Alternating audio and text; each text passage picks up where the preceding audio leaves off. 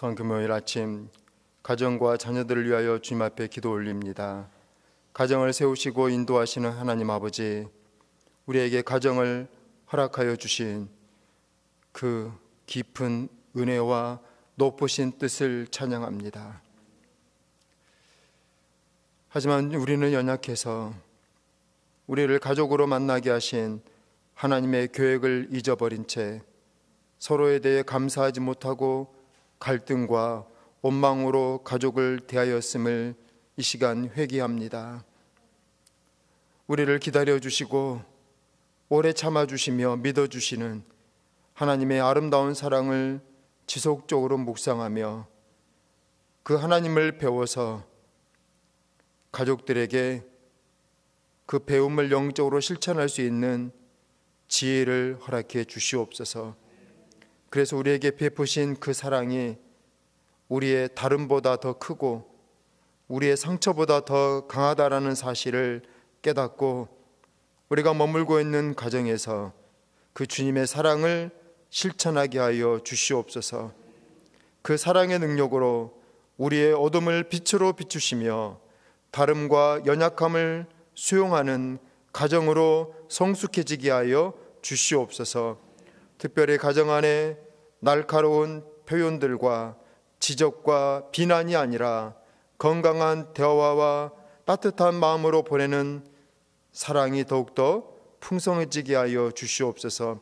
그래서 부모와 자녀, 남편과 아내, 그리고 형제 자매들이 서로를 더욱 이해하고 존재 자체를 용납하며 서로를 기뻐할 수 있는 믿음의 가정 되게 하여 주시옵소서.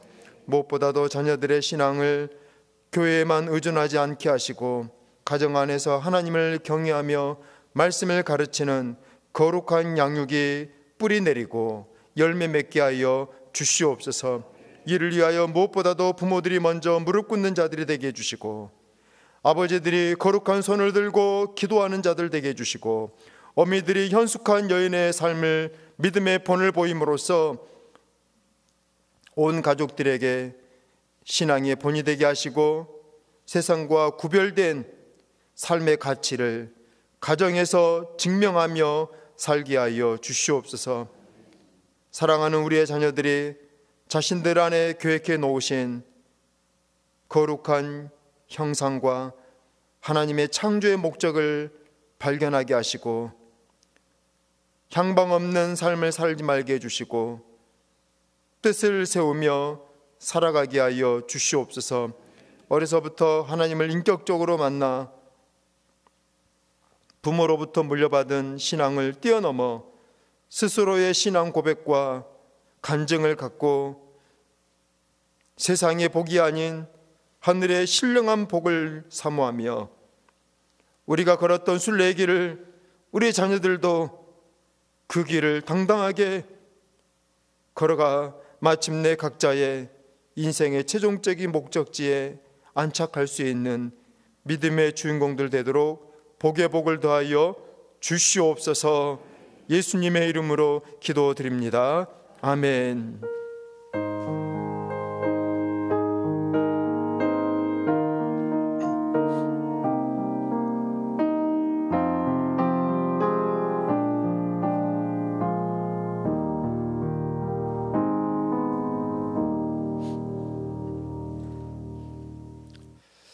저 높은 곳을 향하여 나아가는 5번째 발걸음으로 허락해 주신 말씀은 요한복음 9장 1절에서 4절 말씀입니다.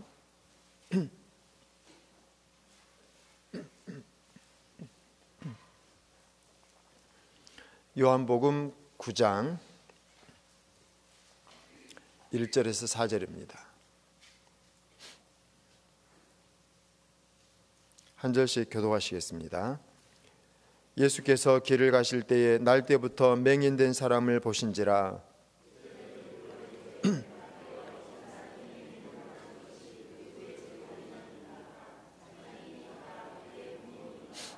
예수께서 대답하시되 이 사람이나 그 부모의 죄로 인한 것이 아니라 그에게서 하나님이 하시는 일을 나타내고자 하심이라. 때가 아직 낮음에 나를 보내신 이의 일을 우리가 하여야 하리라. 밤이 오리니 그때는 아무도 일할 수 없느니라. 아멘. 이제 철로역정 마지막 15장이 남았습니다. 하지만 마지막은 마지막 날 터뜨려야 되지 않겠어요? 피날레는 마지막 날 내일 새벽에 함께 말씀을 나눌 것이고요. 오늘은 그동안 순례의 여정을 우리가 힘차게 달려왔다면, 숨차게 달려왔잖아요. 그렇다면 이제 최종적인 결승선에 안전하게 도착하기 위해서 마지막 우리에게 필요한 숨 고르기가 있어야 되지 않겠습니까? 달리 말하면 그 마지막 날을 위한 가장 핵심적인 준비의 날로 오늘 말씀을 함께 나누고자 합니다. 오늘은 성금요일입니다. 주님께서 십자가에 못 박히신 날인데요, 구원을 위한 하나님의 마지막 준비의 날이기도 하죠. 그런 점에서 우리가 최종적인 순례에 성공하기 위해서 우리가 마지막으로 준비해야 될 것들이 무엇인지 그 주제를 중심으로 말씀을 살피려고 합니다. 준비 없이 맞이하는 노후, 그건 축복이 아니라 재앙이다라는 그런 사회적 표현들이 있듯이 준비 없이 맞이하는 마지막 날은요, 결코 축복이 될 수 없습니다. 그런 점에서 그날이 오기 전에, 하늘이 붉게 물들기 전에, 지축이 흔들리기 전에 준비해야 됩니다. 왜냐하면 곧 밤이 오기 때문이에요. 그리고 밤이 되면 아무도 일할 수 없다라고 주님이 말씀하셨습니다. 그렇기에 우리는 지금 여기에서 그 마지막 날을 바라보며 준비해야 됩니다. 천국을 가기 위한 준비. 소풍을 가도요, 뭘 준비하잖아요. 하물며 천국 가는데 그냥 덜커덩 갈 수 있겠습니까? 우리에게 하나님께서 이 땅의 시간들을 허락하셨다면 이 시간은 그 천국을 가기 위한 준비 시간으로 허락해 주신 낮의 시간이죠. 무엇을 준비해야 되겠습니까? 배낭에 뭘 넣으면 될까요? 집에 난리가 나고 불이 나면 그런 생각을 한두 번 해보셨을 거예요. 뭘 챙겨 나가야 될까?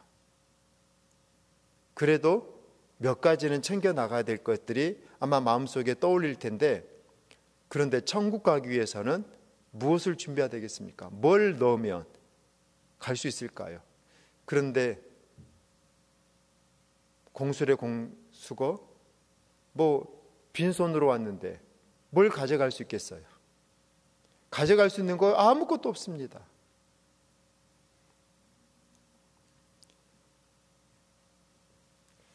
남길 것이 있어야 돼요. 모든 준비와 다른 것은, 이 땅의 모든 준비는요, 어딘가를 갈 때 뭘 가져갈 것인가가 중요해요. 그런데 천국을 가는 것에 있어서는요, 가져갈 것 없어요. 무엇을 남겨놓고 갈 것인가, 그게 더 핵심적인 것이고요. 우리가 이 땅에서 천국 갈 준비를 한다면 나는 무엇을 남길 것인가, 그것이 더 핵심적인 준비라는 것입니다. 베드로전서 2장 9절에 우리가 주일 말씀에 하나님의 아름다운 덕을 선전해야 될 왕의 자격이 우리에게 있다라는 말씀으로 드렸던 본문 말씀이잖아요. 우리가 이 땅에서 해야 될 일이 있다면, 남겨놔야 될 것들이 있다면 하나님의 아름다운 덕을 선전하는 것을 남겨야 될 것입니다. 그러기 위해서는요, 그러면 하나님이 무슨 일을 하시는지, 하나님이 어떤 일을 하시는 분이신지를 알아야 되지 않겠어요? 그래야지 하나님의 아름다운 덕을 선전하죠. 오늘 본문에는 한 사람의 맹인이 등장하는데요, 제자들이 질문합니다. 누구의 죄 때문입니까? 맹인 본인의 죄 때문입니까? 아니면 그의 부모의 죄 때문에 저 사람이 날 때부터 앞을 보지 못하게 되었습니까? 그렇게 질문하죠. 아주 그럴듯한 질문이지만 제자들의 형편없는 영적인 초보적 수준의 질문이에요. 제자들은 기껏해야 눈에 보이고 있는 것을 질문하고 있습니다. 이건 초등학교 학생도 유치원생도 할 수 있는 질문이에요. 아주 자기는 똑똑한 것처럼 자기에게 보여지는 것들, 그런 것들이 뭐냐고 막 그렇게 말하는데요. 그건 영적으로 참으로 초보의 수준에 있는 것입니다. 예수님은 말씀하시잖아요. 그들의 죄 때문이 아니다. 하나님께서 하시는 일을 드러내고자 하십니다. 제자들은 기껏해야 눈에 보이는 것만 보고 있을 때 예수님은요, 보이지 않는 하나님이 그의 삶을 통해서 행하시고 있는 일을 보고 계셨고요. 그래서 예수님은 하나님이 하시는 일을 드러내고자 하셨습니다. 우리가 해야 될 일이 바로 이거예요. 지금도 우리의 인생 가운데서 이 땅에서 하나님이 하시는 일을 보고 그것을 드러내고 그것을 선전하는 것, 이것이 우리가 남겨놔야 될 유일한 영적 유산이에요. 이 땅에서 봉사, 헌신, 그걸 하면 상급을 받고 뭐 천국 가면 뭐 2층 집을 얻는다, 그런 이야기를 저는 어려서 교회에서 들으면서 컸거든요. 2층 맨션은요, 저에게는 꿈의 집이었어요. 슬래트에 여름에는 막 뜨거워서 잠을 못 자는, 막 열기가 푹푹 찌고 겨울에는 막 찬바람이 두꺼운 이불을 덮어도요 막 유풍이 부는 그런 집에서 설교를 듣는데, 교회 열심히 봉사하면 2층 맨션 집을 준대요. 시골에서 2층 집이 없어요. 저희 동네에 2층 집 없었습니다. 우리가 과연 천국 가려고 하는 목적이 그겁니까? 봉사하면 내가 뭐 직분 받아가지고 교회 충성하면 무슨 막 천국에 막 빌딩이 있겠습니까? 우리의 목적은, 최종적인 목적은 천국이지만, 그런데요, 우리가 남겨놔야 될 뭔가가 있다면 이 땅에 남겨놔야 돼요. 근데 그것이 뭐냐? 하나님의 아름다운 덕을 선전하는 거예요. 내 삶 속에서 하나님이 행하신 일들을, 하나님을 자랑하는 것이죠. 그렇게 우리는 하나님이 지금 무슨 일을 하고 계시는가, 제자들처럼 눈에 보이는 것을 보고 누구 책임이냐 그거 따지는 것이 아니라, 이 일 속에서 하나님이 하고자 하신 일이 뭐냐, 그 일은요 늘 축복처럼 다가오는 것만은 아닙니다. 때로는요 폭풍으로 다가오기도 하고요, 때로는 영적 기근과 가뭄으로도 다가오기도 하고요, 질병으로도 다가오기도 하고, 여러 가지 마음의 곤란함과 실패로도 다가올 수 있어요. 보여지는 것은 그거지만, 그러나 그 내면에 성령님이 계신다면 그 일은 결국에는 축복 아니겠습니까? 밤에 가시가 막 있다고 해서 버릴 것입니까? 그 안에는요 달콤한 알맹이가 있거든요. 성도는 적어도 영적인 훈련을 했다면 보여지는 것, 경험하는 것으로 모든 일을 판단해버리고 그게 가시다 버려버리는 것이 아니라 인내하고 참으면서 이 일에도 하나님의 선하신 계획이 있는 것을 깨닫고 그 안에 있는 하나님이 우리에게 주고자 하시는 영적인 열매를 먹기 위해서 인내하고 참으며 그 안에 계시는 하나님의 행하시는 일을 묵묵히 바라보고 기다리고, 그러면서 그런 하나님을 내가 만난 것에 대해서 간증하고 선전하는 것, 이것이 우리가 이 땅에서 남겨놔야 될 유산이에요. 하나님이 하시는 일을 모르는 존재가 누군지 아십니까? 마태복음 16장에 보면 예수님께서 이제 본격적으로 십자가의 죽음을 예고하시는데 베드로가 반대하잖아요. 절대 그런 일이 있으면 안 됩니다. 그럴 때 예수님이 베드로에게요, 사탄아 물러가라 말씀하셔요. 하나님이 하시는 일을 모르는 것은요 사탄이에요. 사탄의 일을 돕는 것입니다. 눈에 보이는 것만으로 모든 일들을 하고 있다면 그것은요 사탄의 앞제비와 같은 거예요. 하나님의 일을 사람의 일로 바꾸지 마십시오. 여러분의 삶 속에서 그냥 일어나는 일은요, 단 하나도 없어요.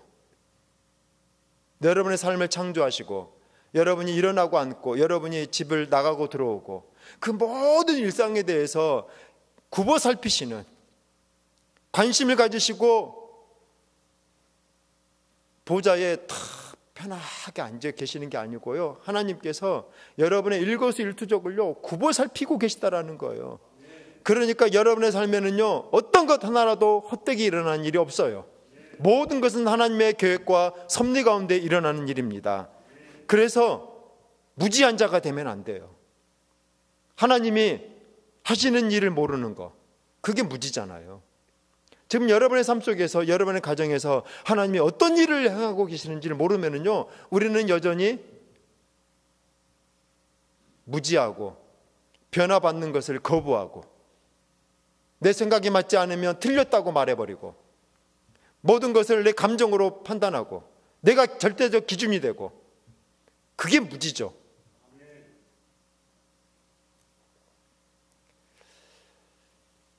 예수님의 십자가에 못 박혀 달리시는 성금요일입니다. 근데 예수님이 십자가에 못 박히시는 장면이 자연스럽게 전개되던가요? 월요일날 많은 군중들이요, 아마 10만 명 이상이 예루살렘에 모였을 거예요. 그 많은 무리들이 예수님을 환호하고요, 요즘 총선이라고 뉴스에 보면, 아니 시장에 가면 연예인도 아닌데 왜 그렇게 사람들이 많이 모여가지고 막 연호하고 지지하고 막 그러는지 모르겠어요. 아니 거기 안 가도 누굴 찍을지 이미 정해져 있잖아요.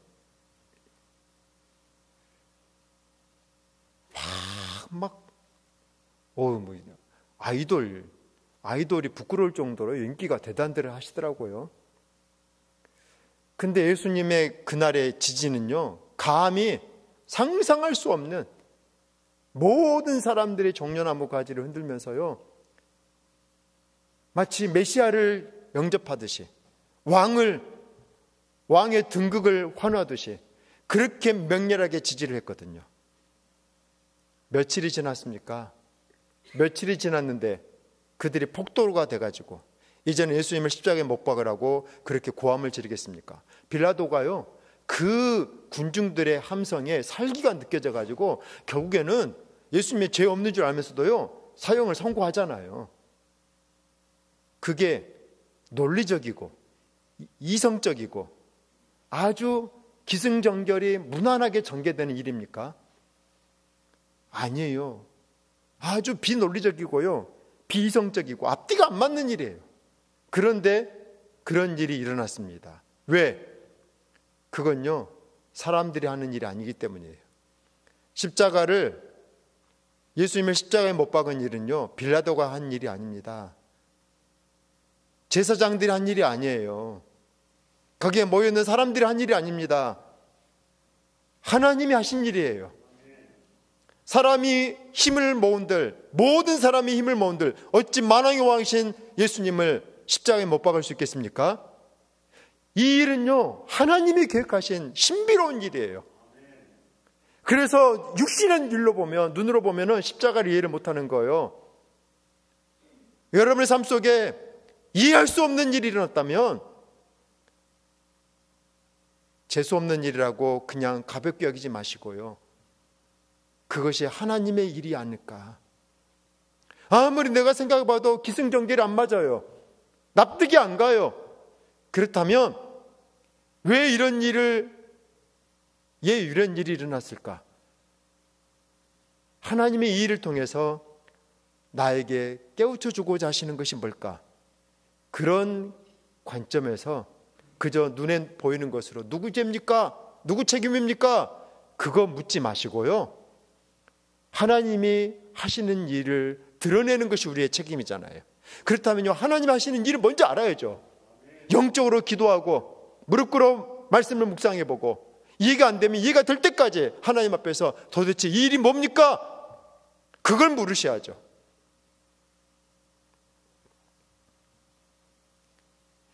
여러분의 인생 가운데 또 가정에서 이해할 수 없는 일들이 일어날 거예요. 누구 책임입니까? 그 사람의 책임입니까? 그 부모의 책임입니까? 누구는 무슨 3대에 무슨 악습을 끊어야 된다. 그러면 증조부의 책임이에요? 누구의 책임도 아니에요. 하나님이 하고 있는 일이에요. 가정을 새롭게 하기 원하시는, 뭔가 이성적으로 이해가 안 돼야지 우리가 좀 고민을 해보지 않겠습니까? 납득이 안 돼야지 우리가 조금 그래도 뭔가 생각을 해볼 거잖아요. 그래서 뭔가 도저히 나의 신앙으로 이해가 안 된다, 그러면 틀린 거 아니에요. 그 틀린 거 아닙니다. 내 신앙의 폭이 이만큼 좁다라는 것이지, 이 좁은 폭으로 그 모든 것을 다 이해하려고 하지 마시고요. 이해가 안 되시면 먼저 내가 넓어져야 돼요. 하나님이 향하시는 일이 뭘까? 내 마음이 넓어지지 않는데, 내 눈이 영적 눈에 뜨여지지 않는데 어떻게 하나님을 볼 수 있겠습니까? 알량한 그 좁은 마음으로 하나님을 이해할 수 없어요. 그렇기에 이상한 일이 일어나거든, 이상한 일 당하는 것처럼 이상히 여기지 말고, 하나님은 뭘 하고자 하시는가? 기승전결, 기는 갈등과 고난과 뭔가 이해할 수 없는 애매함이 있다 할지라도요, 우리가 그걸 믿음으로 받아들이면 결론은요 늘 버킹엄 아니고요, 하나님의 은혜예요. 거기에까지 이를 수 있는 것이 순례자이죠. 그렇게 해서 하나님을 드러내는 것이 남는 인생, 그것이 천국 가기 위한 준비예요. 목사는 일반인보다는 좀 더 죽음을 가까이에서, 그리고 자주 볼 수 있는 위치에 있어요. 많은 성도님들의 장례식과 또 임종을 지켜보면서 죽음에 대한 조금은 일반인들과는 다른 이해를 가질 수가 있습니다. 죽음은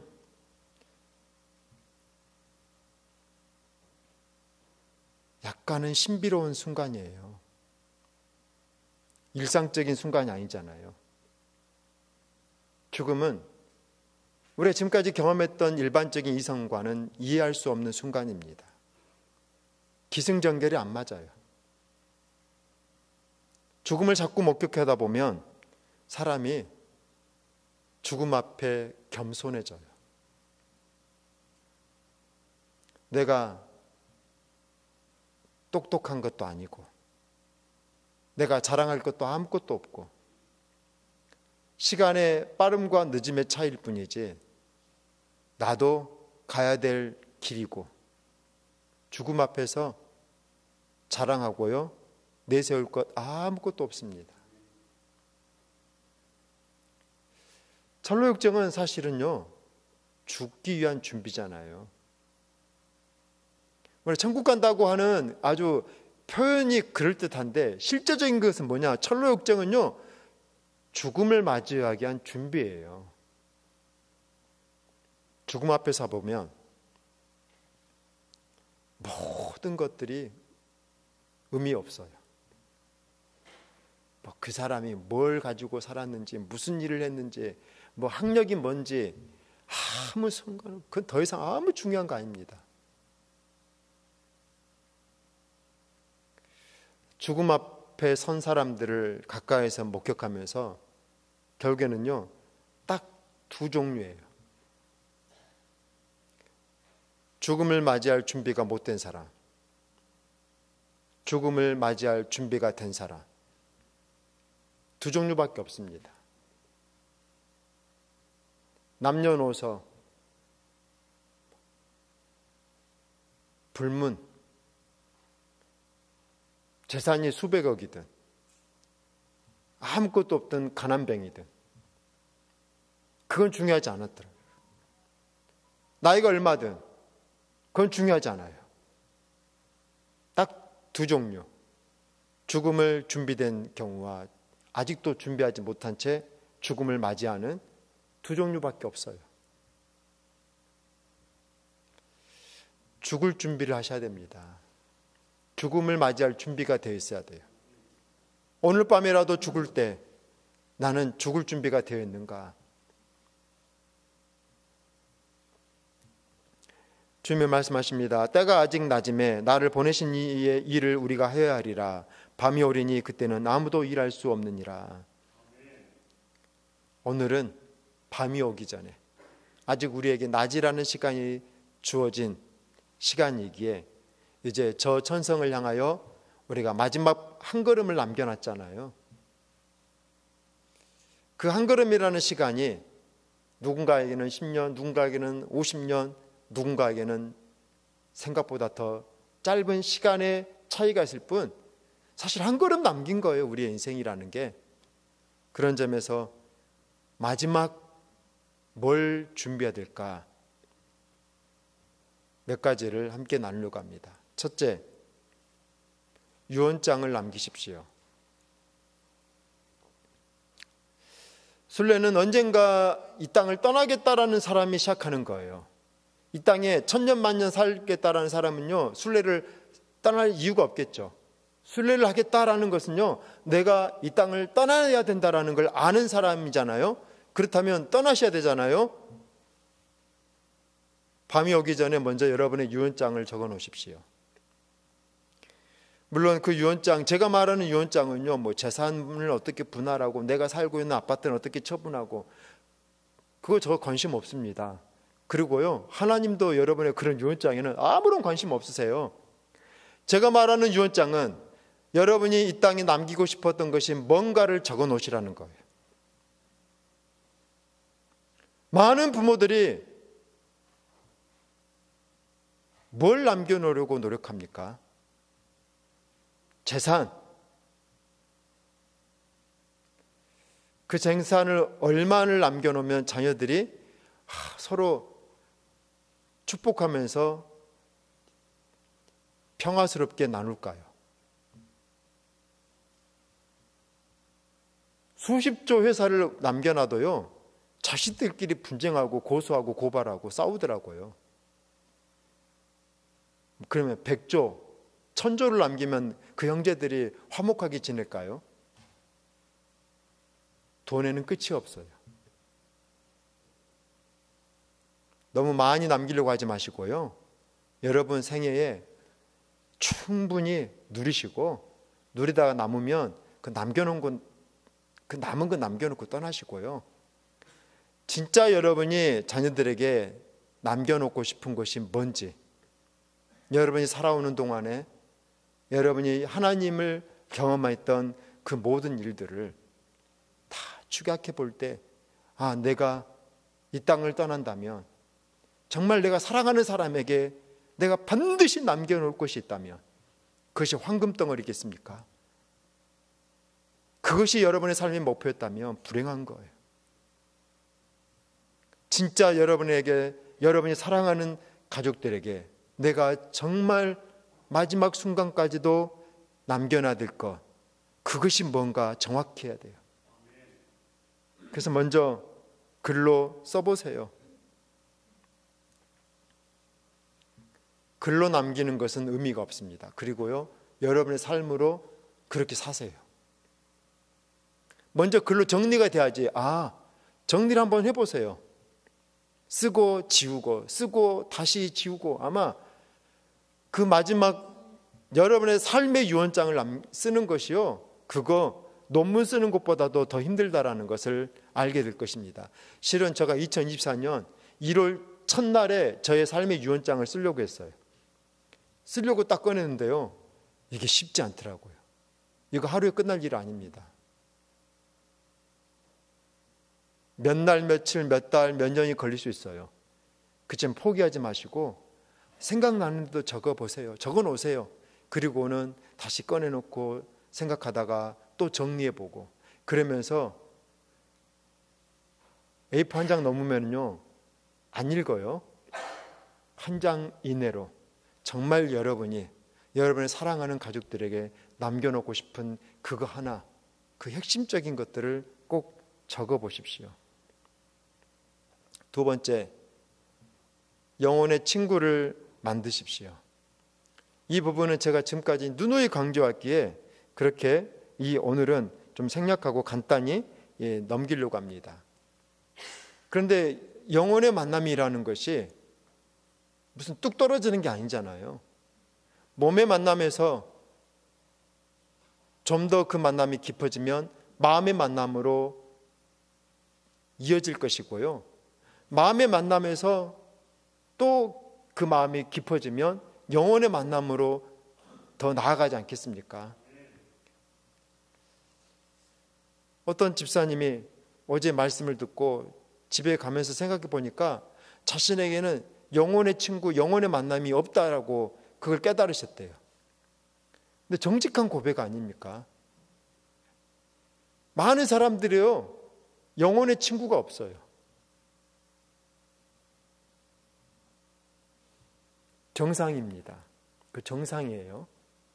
그동안 어쩌면 그런 친구의 존재조차도 우리는 듣지 못할 수도 있었거든요. 그렇다면 여러분, 몸의 만남이든 마음의 만남이든 그 만남에서 더 깊어지기 위해서 수고하십시오. 그 만남을 아끼시고 그 만남을 가꾸시고, 여러분 한 달 한 번 정도는 미용하시잖아요. 매일매일 다듬잖아요. 만남은요, 그것보다 훨씬 더 예민한 거예요. 가꾸셔야 돼요. 사랑으로 돌보고, 때로는요 섬기고 베풀고, 밥도 사고 커피도 사고, 때로는 여행도 같이 가고, 그러면서 뭔가 서로가 근사한 모습으로 서로에게 나는 나이스한 사람인 것처럼 보이려고 하는 그게 몸의 만남이에요. 그러니까 만날 때 동창회에 가면은 최대한 좋은 옷 입고, 명품백 들고 가서 괜히 한번 흔들어주고, 그게 뭐예요? 내 나이가 얼마나 잘 사는지, 내가 얼마나 행복한지 그거 자랑하는 거 아닙니까? 그게 몸의 만남이죠. 근데 자식 놈 그렇게 키웠더니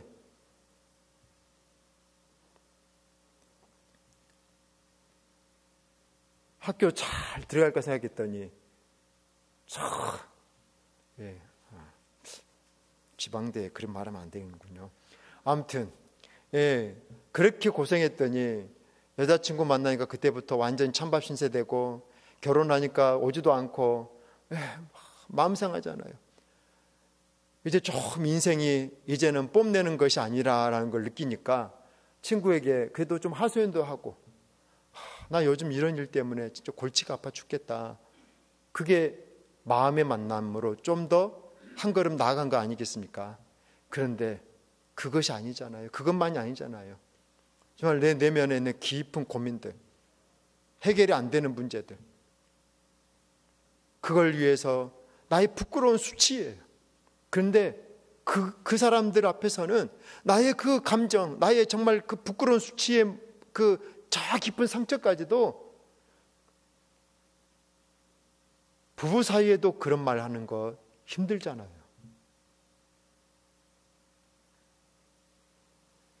편안한 얼굴로 그런 말 못하니까 우리가 부부싸움하면서 그걸 터뜨리는 것 아닙니까? 그런데 영혼의 만남까지 가면은요, 그걸 꺼낼 수 있어요. 부디 여러분에게 그 만남의 단계까지 이르는 축복이 있기 원합니다. 세 번째, 이 땅에서의 시간들을 기대하면서 살아가십시오. 천국을 향해서 간다고 이 땅의 것 다 뿌리쳐버리고 오로지 저 높은 곳을 향하여 나는 갑니다, 하나님이 바라시는 거 그거 아닙니다. 이 땅에서 주어진 시간, 이것도 하나님의 시간이에요. 그리고 우리는 이 시간을 통해서요, 우리 인생을 통해서 하나님이 얼마나 좋은 분인가를 드러내야 돼요. 그러기에 고행처럼 순례하지 마십시오. 간혹 고행을 신앙이라고 생각하는 사람들이 있어요.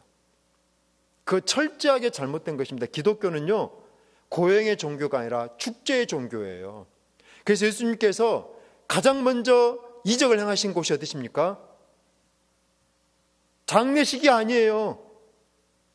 나사로가 죽었던 그 무덤에서가 아니라 결혼의 축제가 진행되고 있었던 가나 혼인집에서 가장 먼저 이적을 행하셨어요. 그것이 무슨 뜻이겠습니까? 예수님이 이 땅에 오신 목적이 뭐냐? 이 땅의 축제를, 천국이 축제잖아요. 그 축제를 실현하기 위해서, 그 축제를 이 땅에 가시적으로 재현하기 위해서 오신 것이 예수님의 목적이거든요. 그러니까 기독교 신자는요, 날마다 축제가 있어야 돼요. 많은 경우 착각을 해요. 막 경건하면 그 경건이라는 것이 내면적인 것이지 외형적으로 막 절제하고, 나 그거 싫어요, 안 해요. 그 결벽증이지요. 그건 즐기십시오. 이 땅에 하나님이 펼쳐놓으신 이 아름다운 세상, 얼마나 아름다움, 죽기 전에 반드시 가야 될 33곳 CNN에서 그렇게까지 그런 것들을 만들어가지고 특집으로 만들겠습니까? 누려야 될 것 누리세요. 그거 죄 아닙니다. 그것이 도리어 하나님이 내 삶에 보여주신 축복을 내가 아름다운 삶을 통해서 선전하는 거잖아요. 나의 하나님이 어떠한 분이신지 우리가 자발적 고생의 시간은 가져야 돼요. 그게 사순절이잖아요. 사순절은요, 자발적 고생의 시간이에요. 근데 고생하지는 마세요, 여러분. 하나님이 우리에게 주신 시간들, 하나님이 우리에게 주신 은혜들, 자연들, 이 봄이 이렇게 아름다워지는데 올해는 얼마나 감사합니까? 고난주간이 이렇게 빨리 끝나고 이제 부활절, 꽃피기 전에 부활절을 경험한 건요, 저 처음인 것 같아요. 이제 부활절 지나고요, 꽃놀이 마음껏 좀 다니세요. 이 땅에 고행하기 위해서 온 거 아닙니다. 하나님이 펼쳐놓으신 이 아름다운 세상을요, 즐기기 위해서 온 거예요. 마음껏 즐기세요. 순례의 여정에 목표는 우리가 분명히 어디를 향해서 가야 되는지는 망각하지 마시되 거기까지 가는 과정이 즐거워야 된다라는 거예요. 저 천국 그곳을 향해서 가는데 이 과정도 얼마나 즐겁겠습니까? 집에 가면서 여러분 인상 쓰고 가세요. 퇴근하면서 집에 가면서 도살장에 끌려가는 것처럼 어떻게 하면 늦게 갈까 그렇게 궁리하십니까? 그러면 그 집은 지옥이에요. 근데 여러분이 그 집을 나의 천국이요, 나의 사랑의 보금자라고 생각한다면요, 최대한 빨리 가겠죠. 가는 과정, 그 시간이 하나님께서 우리에게 주신 축복이에요. 천국이 축복이 아니라 거기까지는 죽어라 달려가가지고 죽을 둥살둥 달려가서 도착하는 그 목적지에 천국이 있는 것이 아니고요, 거기까지 가는 과정 내내 시련도 있고 유혹도 있고 고난도 있겠지만 그것만 있습니까? 해석자의 집에서 쉬고 뷰티풀에서 은혜를 받고 기쁨 산막에서 또 힘을 얻고 많은 과정에 크리스찬이 누렸던 행복이 있었잖아요. 먹고 마시고 자고 즐기고.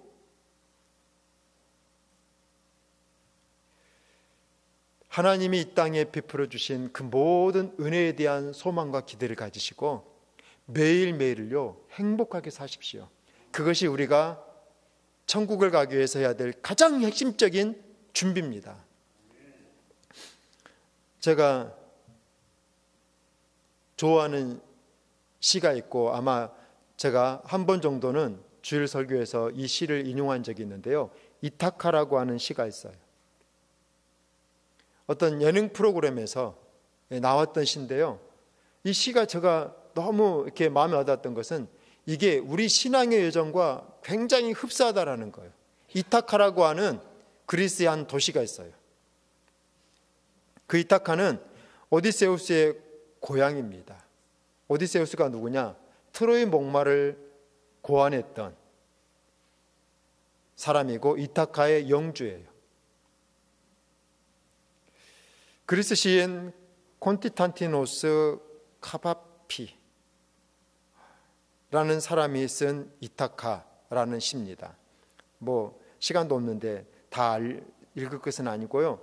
이렇게 시작합니다. 이타카로 가는 길을 나설 때 기도하라.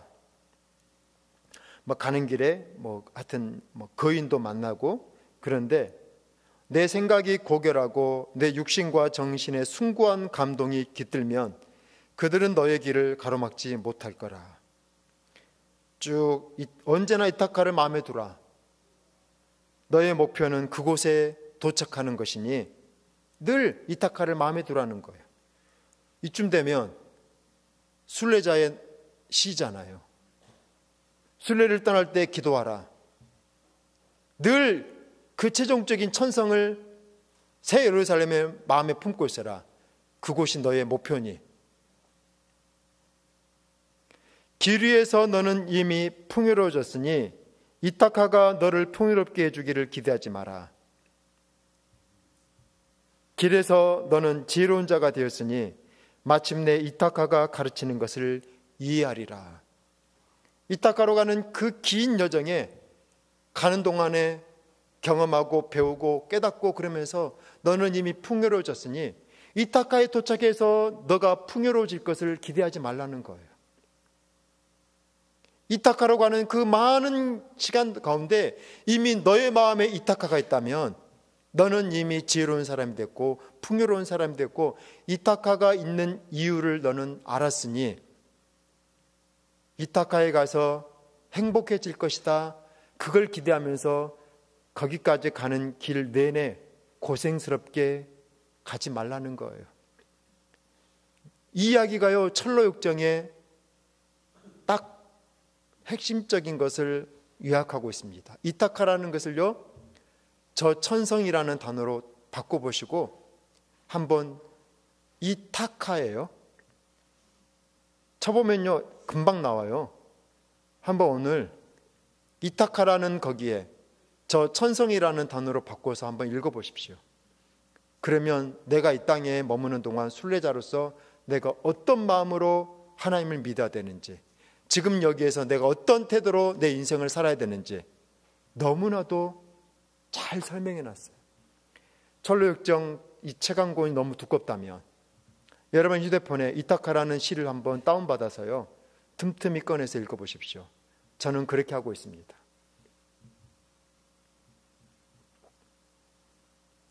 이타카로 가는 긴 여정에 먼저 기대하라, 기도하라, 그리고 그 과정을 즐기라. 이것이 이타카로 가는 여정이자 우리가 순례로 저 천성에 가는 여정에 우리가 가져야 될 태도예요. 기대하십시오. 그리고 기도하십시오. 그리고 이 땅에 지금 여기에서 즐기십시오. 그렇게 해서 이미 이곳에서 하나님의 나라를 경험하는 여러분이 되기를 원합니다. 철로역정은 꿈의 이야기예요. 그래서 제가 상상을 해봤어요. 존 버년도 상상한 거잖아요. 천국은 어떤 곳일까? 아마 저는 하나님께서 우리가 천국 문 앞에 도착하면 하나님께서 이런 질문을 하실 거라 생각합니다. 너는 저 땅을 사는 동안에 천국을 살았느냐 지옥을 살았느냐?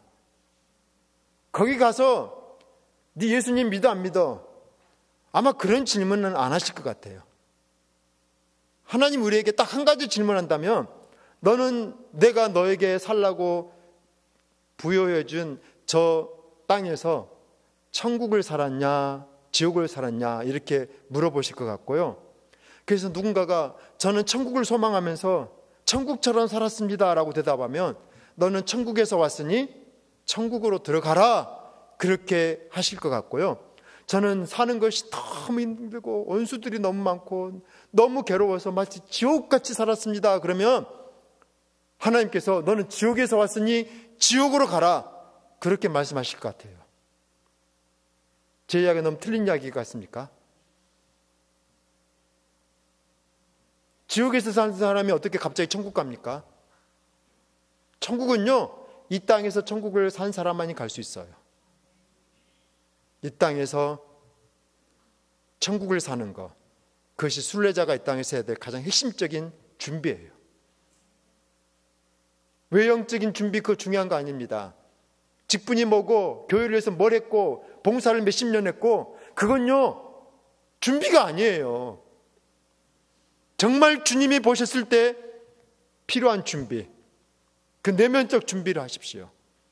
그렇게 해서 죽음에 직면했을 때 충분히 죽음을 준비한 자로서 얼굴이 빛나면서 마지막 가족들에게 죽음 앞에서도 당당하고 죽음을 전혀 두려워하지 않고 천국이 있음을 그 눈동자를 통해서 발견할 수 있도록 가족들에게 천국을 남겨놓고 떠나시는 우리 모두가 되기를 간절히 바랍니다. 기도하겠습니다.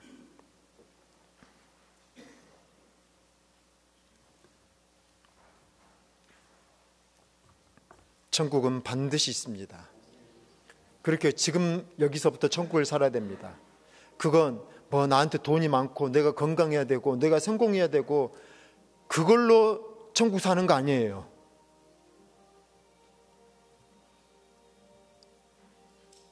정말 내가 천국을 확신한다면 내가 병들었어도요 천국을 살 수 있어요. 내가 가난해도요 천국 살 수 있습니다. 뭐가 해결된 뒤에 천국 사는 거 아니에요. 그걸 깨닫는 것이 순례자입니다. 오늘 여기에 우리가 있는 이유, 아직 낮이라는 시간이 우리에게 허락되어서 우리가 살고 있는 유일한 이유, 마지막 준비를 하라는 거예요. 뭘 남겨놔야 되는지, 이 땅에 사는 동안 내가 어떻게 살아야 되는지, 그 삶의 방식과 태도, 그것이 천국을 준비하는 마지막 준비입니다. 이제 주님께서 십자가에 못 박히시고 무덤에 내려가는 시간이에요. 잠잠히 오늘 하루를 보내십시다. 훈련을 끝내기 전에 정말 내가 이 훈련 중에 나의 치명적인 문제 하나, 내가 반드시 알아야 될 거 하나, 그것이 내 인생의 문제지도 모르면서 무지하게 살아왔다면 내가 알아야 될 그거 하나를 발견하자라고 제가 그렇게 당부했잖아요. 그거 깨닫지 못한 채 이 마지막 주간을 보내지 마십시오. 무덤으로 들어가서 내가 무지했던 것이 뭔가 그걸 깨달으셔야 돼요. 그리고 이제 무지를 넘어서 이 땅에 뭘 남길 것인지, 어떻게 살 것인지 그걸 발견하고 그것이 이제 내 삶의 목표가 되고 내 영혼의 이타카를 향하여 나아가는 이 걸음걸음 하나하나가 더 영적으로 풍요로워지고 더 지혜로워지고 더 용기 있는 자가 되고, 그래서 죽음 앞에서도 당당하게 맞설 수 있는 주님, 이제 저는 준비됐습니다. 아멘. 주 예수여 오시옵소서. 그렇게 갈망할 수 있는 그런 믿음의 성도가 될 수 있도록 주여 이 훈련을 통하여 저를 새롭게 해주시옵소서. 다른 어떤 기도보다도 이 핵심적인 기도를 가지고 오늘 주님 앞에 나가 기도하기 원합니다. 우리 다 함께 주여 부르시며 기도하시겠습니다. 주여. 아버지 하나님, 아버지여, 이제 훈련의 막바지가 이제 주여 마지막 하루밖에 남지 않았습니다. 아버지 하나님, 주여, 우리의 치명적인 문제가 무엇인지, 아버지 하나님, 주여, 이제 마지막 주여 마지막 준비를 해야 되는, 아직도 깨닫지 못하고 아직도 주여 눈에 보이는 것이 전부인 줄 알며 아버지 하나님께서 일하시는 것을 알지 못하는 어리석음이 있다면 주여 아버지 하나님 깨우쳐 주시옵소서. 아버지여, 우리의 영적인 눈을 넓혀주시고 우리의 영적인 지경을 넓혀주시고 생각을 넓혀주시옵소서. 아버지 하나님, 고집스럽게 아버지 철로 역정에 시작도 안 했던 그 고집을 끝까지 붙들고 있다면 주여 우리는 불행하게 인생을 마지막이는데, 아버지 하나님, 마지막을 주며 아버지 하나님,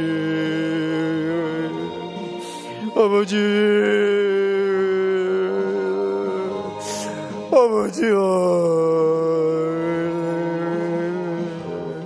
하나님 마지막 어리석은 준비하지 말게 해주고 주여 미련한 다스차냐처럼 주여 깊이 잠들어 자신은 충분히 준비했다 주여 잠들었다가 주여 신랑이 왔을 때 쫓겨났던 그런 주여 비극을 겪지 않도록 아버지 하나님 내가 알아야 될 거 하나 아버지 아직도 무지한채 내가 누구인지 모르고 내가 해결하는 문제가 무엇인지 모르지 아버지 하나님도 주여 아버지 하나님 오늘 계셔라 주여 우리 너무도 내려가서 침묵의 무덤 속에서 거하면서 아버지 우리 내면을 믿으라 아버지여 주님